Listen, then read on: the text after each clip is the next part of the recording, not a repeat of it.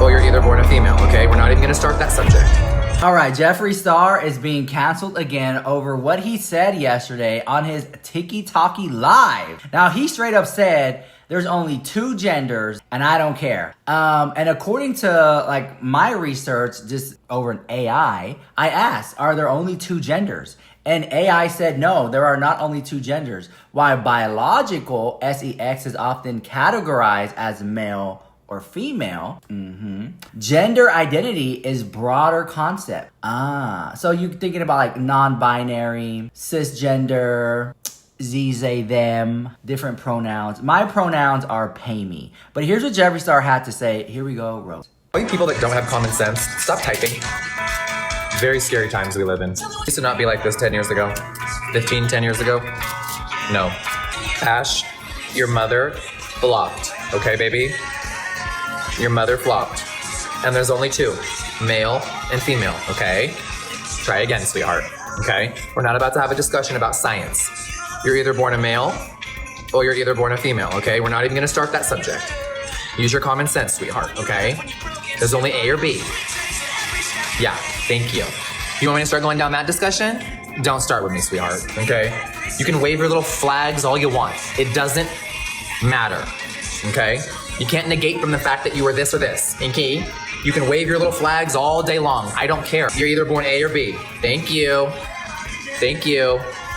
You want me to get on that subject? Girl, please. No, my name is Jeffree. Jeffree. Jeffree is a male name, sweetie.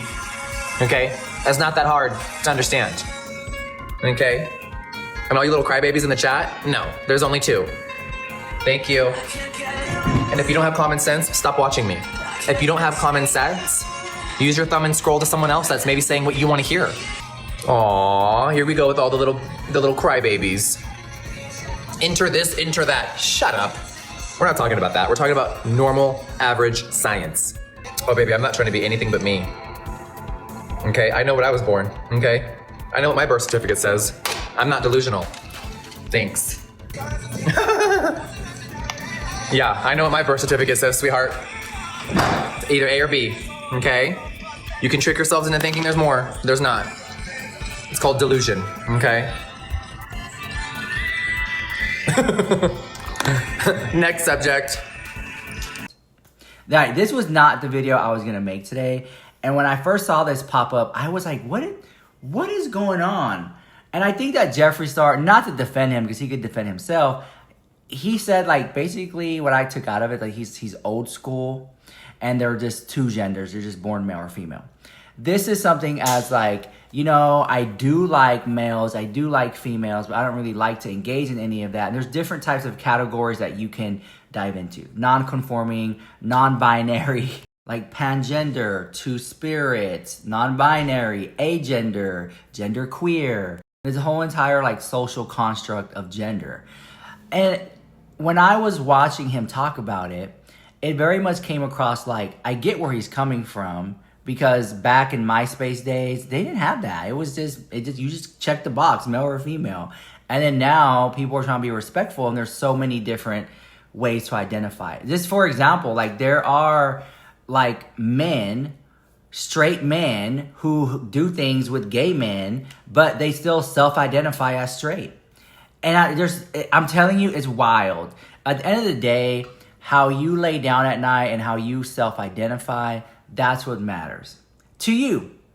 And other people may think differently. In Jeffree Star's case, he said there's only 2 genders. He don't want to hear it. But I think in today's time, more people are more acceptable to like listening and hearing to what things are going on. And I guess kind of like having more compassion and empathy toward how people are feeling. But let's jump into what today's video is really about, guys. Here we go. All right, let's talk about Stephanie Sue.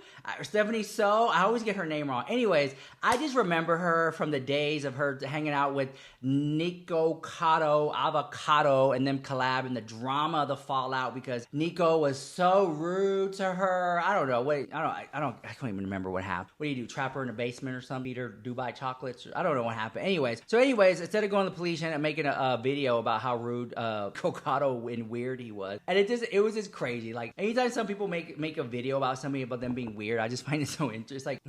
Anyways, all that to say this is she's currently has raising some eyebrows, right? And this is the reason why is that people are finding her content right now very, very disturbing. The fact that talking about true crime and then this situation transcript of Cassie in the P Diddy case. She's actively there, like she's in the courtroom. I don't know how she weasel her way in there, but girl, she's in. And then she comes back home and she's reading the transcript and she's reading it in a different voice, like trying to sound like Cassie. And then she's like crying in the video, and people were like saying like this is real weird and uncomfortable when they watch it. I'm not saying that she's sitting there talking about the case mukbang, but you know that was another thing that people were saying is that in the past crime that.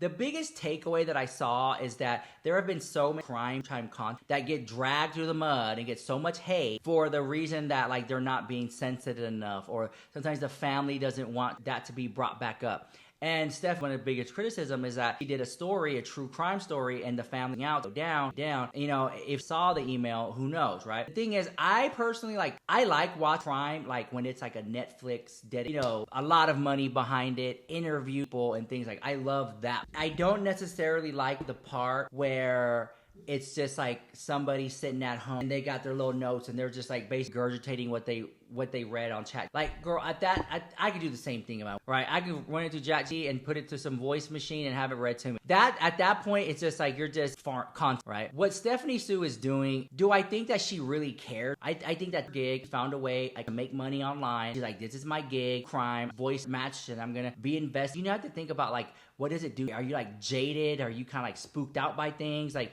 you know, the emotional toll it takes, crime, pump out true crime all day, twice, right?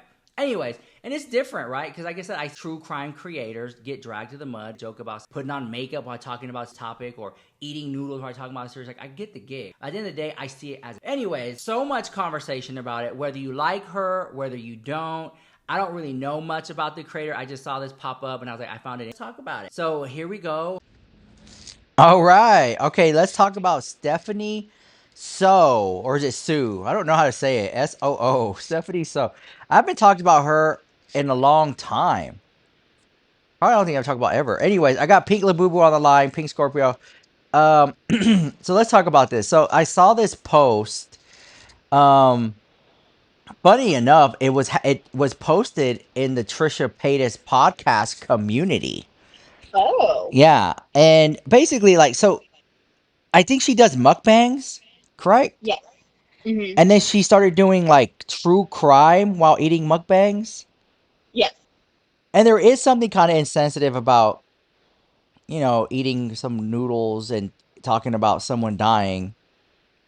I don't know. I just kind of feel weird about it. The main complaint I see is that like she talks about true crime and has said stuff and done stuff where other people get canceled for, but she goes unscathed.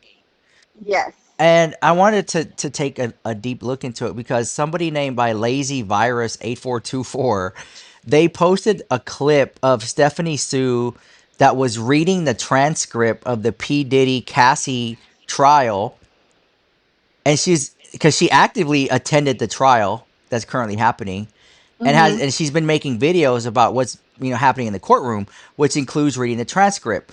When she's reading the transcript, she'll change her voice up and pretend to be like Cassie, I guess, and like get all emotional and stuff. And some people were saying that it just comes across as insensitive, talking about something so traumatic that happened to a victim's life. But like they're not saying like this is bad. They're just saying it's making them feel uncomfortable and they don't like the content. And then somebody named like Malona Buns, Yeah. had said on there that they've been. Well, let me read the comment. It says Stephanie So used to eat on camera while talking about people being graped, dismembered, and our M word. She even made a sex joke with her husband during these videos while describing violent crimes. Like, imagine laughing with your partner while talking about someone being tortured. A victim's family literally emailed her asking for the videos to be taken down, and was ignored for months until the victim had to make a Reddit post about it. She throws ads between her cliffhangers like Netflix series and dances outside of Diddy's courtroom like true crime and reality TV. Stephanie's not a journalist. She just plays one on YouTube while treating trauma like entertainment. Um, it just goes on. Like there's a lot of rhetoric and comments about her, and people were saying that they're sick. Mm-hmm. She does not deserve a platform. I refuse to believe she didn't see the countless emails the victim family sent. She seems Oh. to have a team, so if she didn't, someone definitely did, and that's just didn't. You know, I never understood how people could talk eating while discussing is even more wild about these violent situations. About a grisly details of MERDER Mm-hmm. and regard it as some form of gossip or tea. These are real people's lives that ended in abruptly gruesome manner. Then again, I'm a wimp and can't even handle documentaries about um red rum, in general. Yeah. So maybe I'm just weird. So thoughts and opinions. Go ahead. Okay. So I think that it comes down to three things. Okay, and this is just me. It's a I gig. It's a believe, gig for her. but at the end of the day, I think that it comes down to the tone, the delivery and empathy, right? I think that for her to be covering such a loaded, loaded topic, this isn't even just heavy. This is like, as more discoveries are being, as more discoveries are coming to light every single day, it's like almost like you think that you stomach something and then the next day comes out and it just gets so much worse. Mhm. And I don't even want to talk about the Diddy case because of just how disgusting it is to me. Um, but I think that ultimately, you know, there's a difference between doing true crime and a mukbang versus doing true crime and doing makeup. You know what I Right. mean? Mhm. So like Bailey, the popular YouTuber Bailey, she does, makeup and true crime. And just, off the bat too, I just want to say, I think there is like this argument as well that true crime is like low vibrational and we shouldn't be doing it, or like we shouldn't be like consuming it, right? Yeah. But I think that it's so important to touch on previous cases because it essentially can teach women, a life-saving tip. A lot of the times, a lot of these things in true crime tend to have a lot of overlap. And you can, I don't want to say that you can call out signs, but like you learn to recognize patterns. And it also makes you aware, not just for yourself, but for family members, for future people as well. So I think that it is important to talk about true crime and to revisit, the past, but do it in a respectful way. Doing, especially here with Diddy, right? This whole situation is so incredibly sad, especially for how long it had been going on before he got caught up and everything. For Cassie, I can't imagine how much she's gone through, right? Especially now she's pregnant and having to take the stand. Um, it's just, I think, all in all, it's just horrible. So Mhm. I think that for Stephanie Sue, I think that her name is Sue. I'm sorry if I'm mispronouncing. Yeah. For her to be doing a mukbang, to do it so casually, and to especially to do like voices, um, it just, you know, I don't even know how to say it. Like the I mean, mark just was just missed by a just long call it shot, like it girl. is. Like just be like, see this. I don't understand why people act so fake. Like they're not making money out of this and paying their houses and cars and Birkin bags. Like, girl, just be like, this is my gig. I get on camera and I talk about people's misfortunes and their death, and I eat my noodles. And be And, more transparent about it. But the thing is that it's the audience calling it out because number one, like it's a tone clash. It's something like a mukbang is supposed to be like you're supposed to enjoy your food, right? So the fact that you're enjoying a meal while you're talking about such a disgusting case, right? Mhm. It's just a clash already. Then there's the sensory confliction that you have between like people watch mukbangs because they like to listen to they like to listen to like the sounds, or like it can be like visually it can be visually and auditorily stimulating, right? Like Mhm. that's typically what you watch a mukbang for. You mix that with something that is so jarring, right? Like I get a pit in my stomach every time I think about the Diddy case and like all the facts, all the details of the case, mind you, I have learned involuntarily because it's popped up on my TikTok For You page. That Mhm. is literally the only reason why I know so much about the Diddy case, is because I heard it against my will. I try to scroll past it because I feel so horrible for all his victims. But anyways, then there's also like the I don't know, like it's disrespectful and you're giving like mixed signals to your audience. You're telling your audience that basically you're enjoying this. Mm.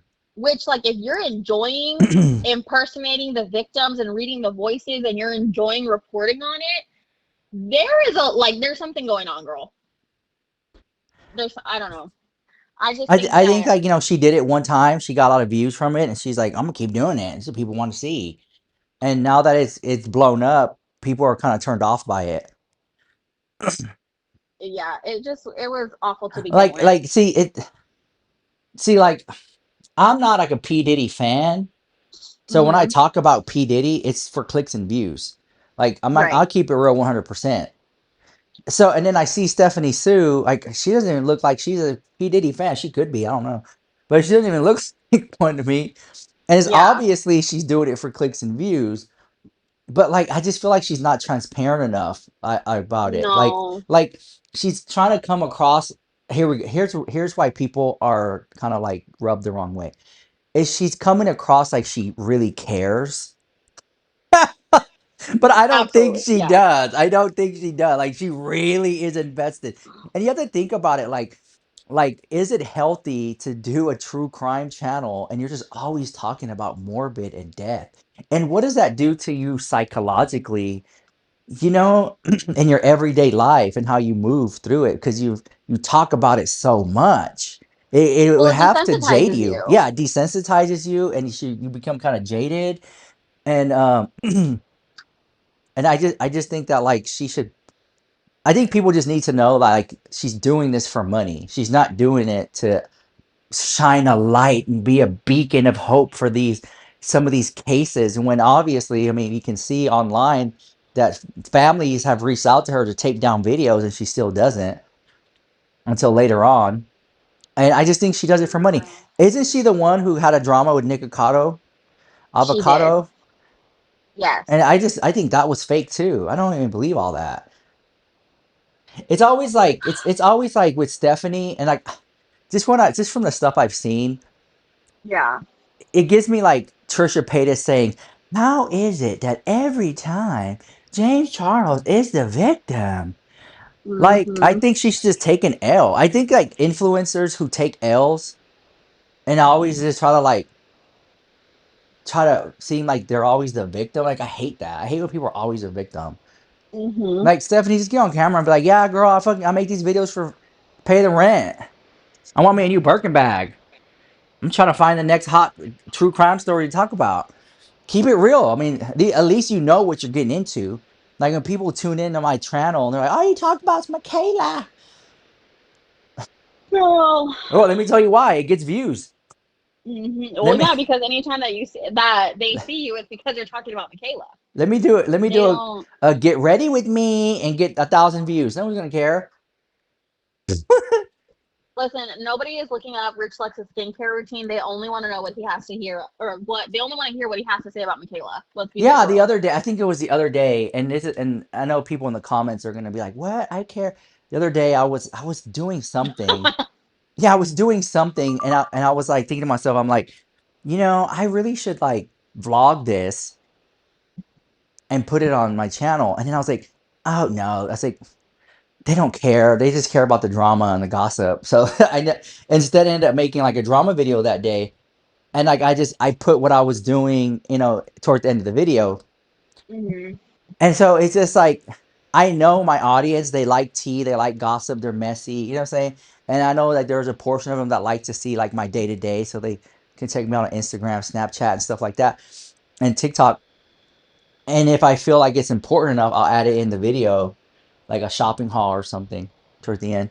La Boo Boo unboxing or I mean, I would love to sit up Hmm. here and just unbox La Boo Boos all day and get a million views, but that's just not people are going to tune in to watch me for.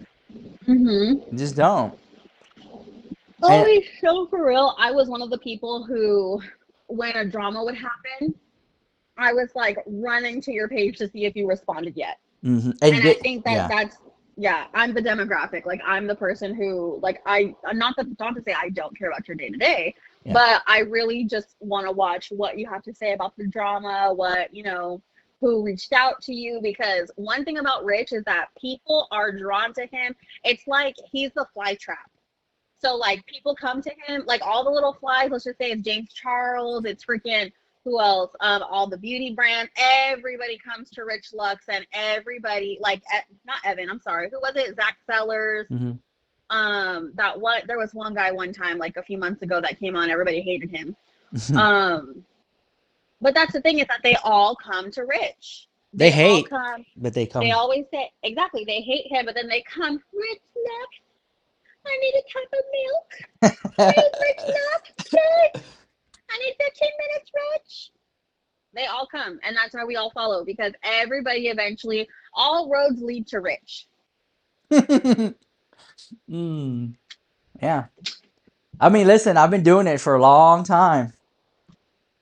Well, and you know what else too? I think that there's been a lot of people, a lot of subscribers that have been here for like the pendulum change. Like one day everybody hates you, the next day everybody loves you. One day everybody hates you, and then it's like kind of funny because even like your biggest haters, right? Your biggest haters will come to you and be like, Rich, let's can I get an interview? Mm. Girl, like be so for real. Yeah, and And it's you know what's so funny? And you'll do it. Oh my gosh. One thing you'll take that interview. let's go. And then I'll be like, make sure whenever we finish, I made you feel weird and you're uncomfortable, and say I trapped you in my basement for 6 days, and gave you Mm-hmm. a fake Birkin bag with a hairy lipstick Used makeup. and Don't use forget makeup. about Yeah, don't forget that. to use makeup Oh, and and samples. give you Mm-hmm. samples and make videos about it. And say I'm just the worst. Get your views, girl. Get your views. Oh my God. You just never know. Like, when I love doing the celebrity news and gossip, and I know that there's people who came before me, like Keemstar, Perez Hilton, and so many from like the 1950s and 60s and things like that.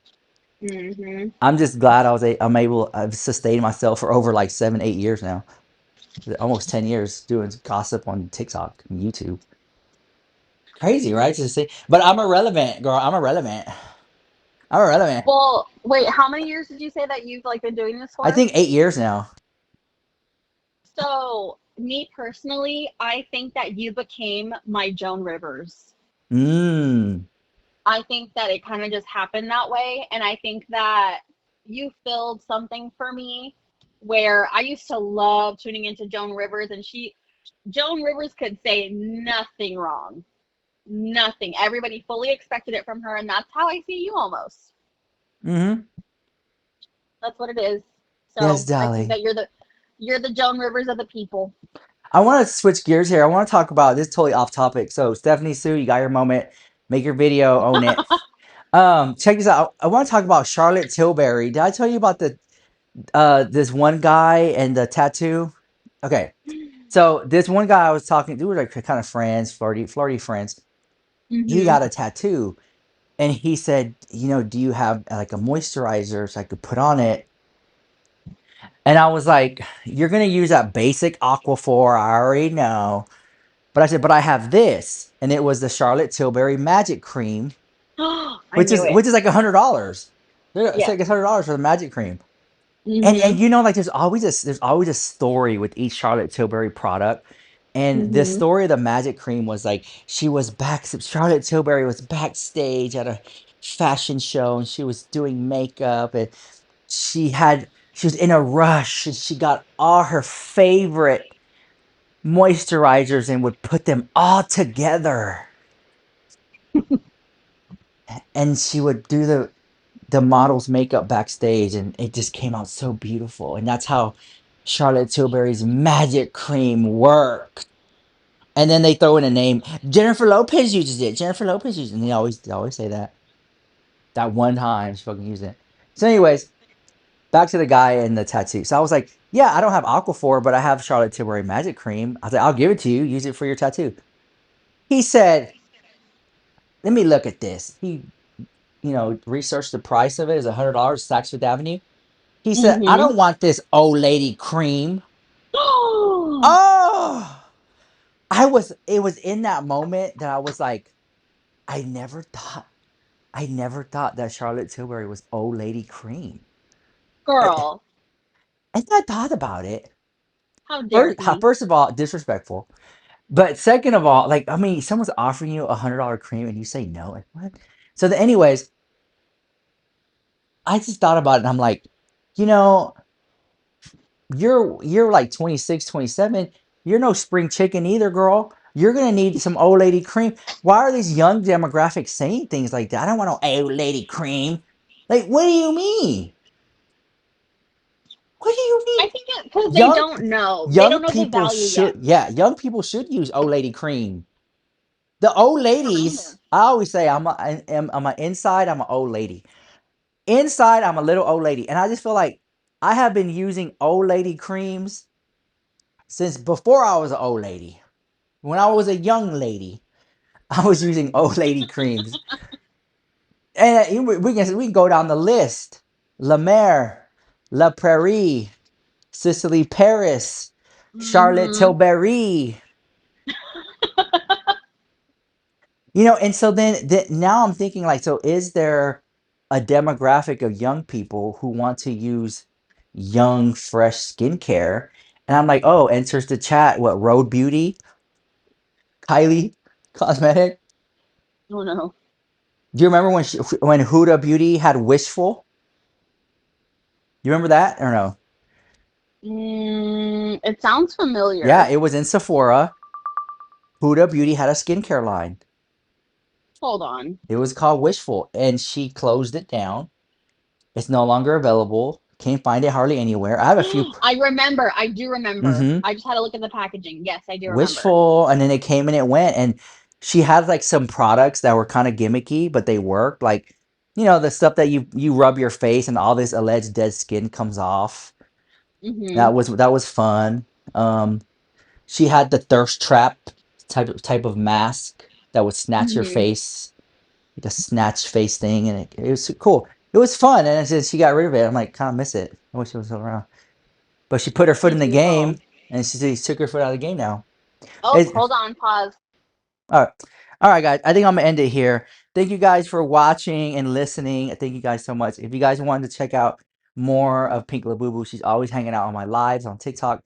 You'll see her in there. But anyways, let me know your thoughts on Stephanie Sue. Let me know your thoughts on Charlotte Tilbury being old lady cream now, allegedly. I don't think so. And I'll see you guys in the next one. This is Rich Lux with the hottest news and gossip on YouTube.